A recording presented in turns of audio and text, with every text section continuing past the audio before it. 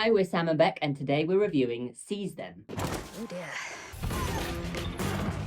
Your throne is lost. When I was a girl, I watched my father punish traitors. He would cleave off their arms and shove them up their arses. That's nice. And then he would cleave off their arses and shove those up whatever remained. We saw this at the cinema last night, and it's an adventure comedy set in the Dark Ages, medieval times, although it's all fictional. Yeah. Directed by Curtis Vowell, who is the director of Krampus. Good film, fun film. Fun horror. We've seen that one. Yeah. And written by Andy Riley, who has credits from Little Britain, which I thought made a lot of sense. That made a lot of sense. It was really Little Britain. Yeah. Yeah. And has also written a bunch of films about gnomes. Yeah, so if you need gnome films, You know where written, to go to Andy. Romeo and Juliet. Sherlock Gnomes. But rough plot. We've got our main protagonist. Our queen, Queen Dagon. Yeah. Who basically gets ousted from her throne. Yeah. For being too bad of a queen. Yeah, maybe? she's terrible. I mean, yeah, it opens with her, just a montage of her being shit. Yeah. And awful. And then she gets booted out by Humble Joan, who is our main antagonist. And the whole film is about the queen gets saved by one of her servants who works in the castle.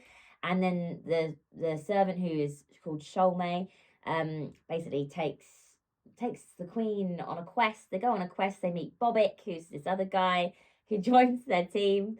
And the whole time they're chased by both the antagonists, who is Humble Joan and the other one, Lefwyn. Yep, Left Fulham. Yep. Who was kind of the queen's handmaid. Maybe? Yeah. And she'd betrayed Queen. Yes. So Yeah. and we're also journeying to these two kings to marry one of them. Yeah, That was maybe kind of the marry end one. goal. And also to get sanctuary. That's the kind of whole goal, to get to this island, to get the sanctuary. We run through the characters. Let's do that. So that So- was the queen. Yeah, that's the queen. Played Do you want by- to say any more about the queen? Because I thought Amy Lou Wood did a really good job Yeah. of portraying the queen. It's obviously such a silly film, silly characters, but it's just a bit of fun, isn't it? And you could tell, I think, that they had a lot of fun on set filming this. yeah, I agree, and I'd love to be part of this. It was so much fun. The sets were great. Like, it looked authentic. It looked like Yeah, old England. oldie worldy. Yeah. Yeah, and we had Humble Joan. And obviously, I thought she, again, the actors did a good job with what they were given, but it's just I didn't really know what Joan wanted and why. Yeah, because Humble Joan, they were kind of playing on her being humble. That was her whole thing. That was her whole thing, but then she wasn't humble. That's Yeah. That's what they were going with there. So she was getting painted by one of the artists, and she was like, no, I don't need that. The kings and queens need that. And then she was like, oh, but actually. Yeah. Well, she got a taste of the throne and she liked it. I think that was her thing. Yeah. She started off being a woman for the people, Mm. but then she got a taste of it and actually liked it. Yeah, And wanted that crown. That was her arc. That was her thing. Um, Sholme was our voice of reason character. Yeah. Throughout the film, just a nice, likable character. And I liked the backstory. Actually, there was a backstory about why she was helping the queen, which I think was important. Oh, did you not like that? I was kind of there for it, but then I don't think it justified why she was looking after the queen so much, because the queen was just awful. Yeah, but then, well, we know because her mum, the queen's mum, saved her life. Yeah. So she sort of was indebted with her life, so she thought she had to save the queen Yeah. to make up for that. Obviously a bit tenuous, but I was here for it. Yeah, good character, maybe slightly plain. Yeah, maybe we could have just had some edges to that character. Yeah, a bit more. Maybe. Um, She was just sort of, the voice of reason. So throughout everything, you were kind of seeing it from her perspective. Yeah. Bobbick.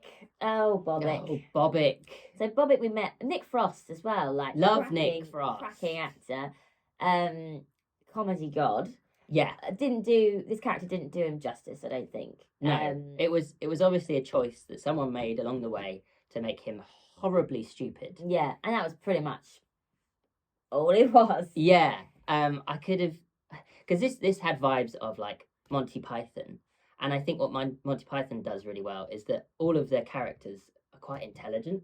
Right, They're dumb and stupid, but also Mm. come out with these gems of brilliance. Yeah, And it didn't have that. it's not much fun just watching a stupid character, like who is just stupid and that's it. Yeah. And obviously he does go on his own little mini journey, because at the end he does learn to lie.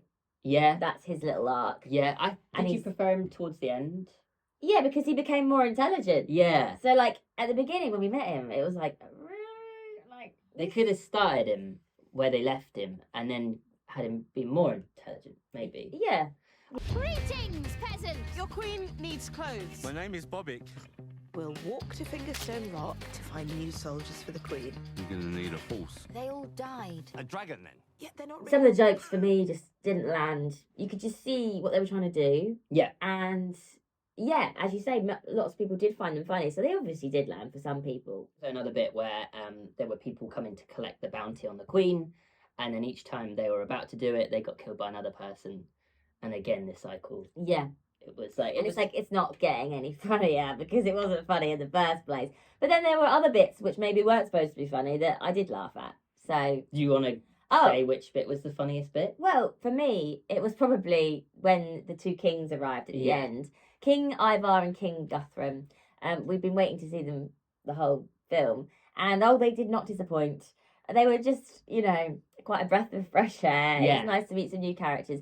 They had these, hilarious German accents. They were just Really they were just silly characters. caricatures. Like playing off each other, like a really nice double act. Yeah. And like just very separate from everything else. Yeah. And just sort of commenting on what's going on. Yeah. And yeah, it was just felt kind of improvised as well. I don't know if it was, but yeah. I thought yeah. Favorite character? Favorite character, one of the kings, Yeah, probably I think. both of the kings Um, together for me. For the kings, when they introduced them, they had this kind of cutaway, silly kind of bit. You were laughing at. I like That was that. quite funny. Yeah, little um, cutaway, like the kings were like pouting and Yeah. kissing a camera and stuff. I think it just the great thing about this film is that it knew it was silly and it didn't shy away from that. And I love that. It didn't try and pretend to be something it wasn't. It knew what it was and it delivered. And yeah, the jokes were, as you could expect, like pretty crude, lots of poo jokes, like just silly stuff. And it tickled me at times. Yeah. Although I do think it lacked in jokes in general, or Yeah. at least jokes that made me laugh. Yeah, I think. Was it an issue with grounding? Was it just not very grounded? And I think the characters as well weren't overly likable. Yeah, I think. Yeah, I think Dagon, I think, was too mean. yeah. It was like 15 minutes in, and I was like, well, I don't like. Don't like that character yet. Yeah. Yeah. I think what they wanted to do this, whole like bonding people on a mission thing, and really show that journey. Because at the end, do you remember they like flash back to like their journey? Yeah. But the moments just seemed insignificant because they hadn't really It wasn't gone earned. through. No, they hadn't really gone through that much. Yeah.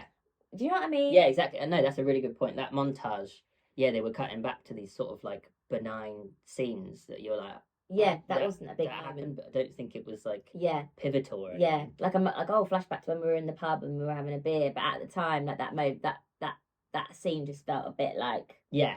just shoved in. Just felt like things were just happening. Oh, One yes. thing after the other was No, just happening exactly. to our characters. I think And our characters were reacting to those things, but it's just yeah. These journey films, I think, can always fall victim to just stuff happening. It's like, now we're going to this place, now we're going to meet this character, now we're going to meet this character, rather than it being about the character development and the relationships. So, and this very much did fall into that. It was like yeah, just this section, this section, this section, Yeah. this section. yeah, Yeah, yeah. We want deeper characters, and we want that's deeper- what we want. and we want deeper relationships, Yeah, so that we care. yeah, Yeah, yeah. Didn't So- care. Just one more Oh, thing. please, please. Do you think there were enough serious moments to, again, ground these funny moments? Maybe it didn't get Perhaps quite not. a good comedies have like those Hmm. they touch Mm. you emotionally, Yeah. and then they slap you in the face. Yeah, perhaps not, because comedy. even at the beginning when the castle's being sieged, like it's all quite fun. Yeah, It's not. There's no real risk. Danger, You don't feel like. Yeah, yeah, exactly. It's like, why would I care if they don't care? yeah. It's all a bit silly. Like, oh, let's sit down to dinner then. But would you do that if your castle was being was Yeah, under attack? could have felt the danger a bit. Yeah, more. maybe. That's a good point. Okay, yeah. so overall, let's round it off. I think, you know, a bit of fun. It is a bit of fun. It's very light-hearted, very easy watching. But for us, the writing did let it down a little bit at times, and Maybe just a few more drafts. Yeah, Maybe. yeah, and a few more funnies wedged in there Yeah. because I didn't laugh. I only laughed at the Kings a little bit. yeah. The rest of it, I hardly even smiled, Ooh, which is mean. But I mean, I don't know. It was a late showing. yeah. You I know was what? tired. That could have been a factor. Yeah, Seriously, exactly. it was on past our bedtime. So. Yeah, exactly. I'd say if you're gonna watch it at home. Yeah. But also Absolutely. support your local cinema, right? Yeah. All right. Okay. Well, that was Seize Them, and we've been Beck and Sam. Thanks for watching. Anything distract you from it.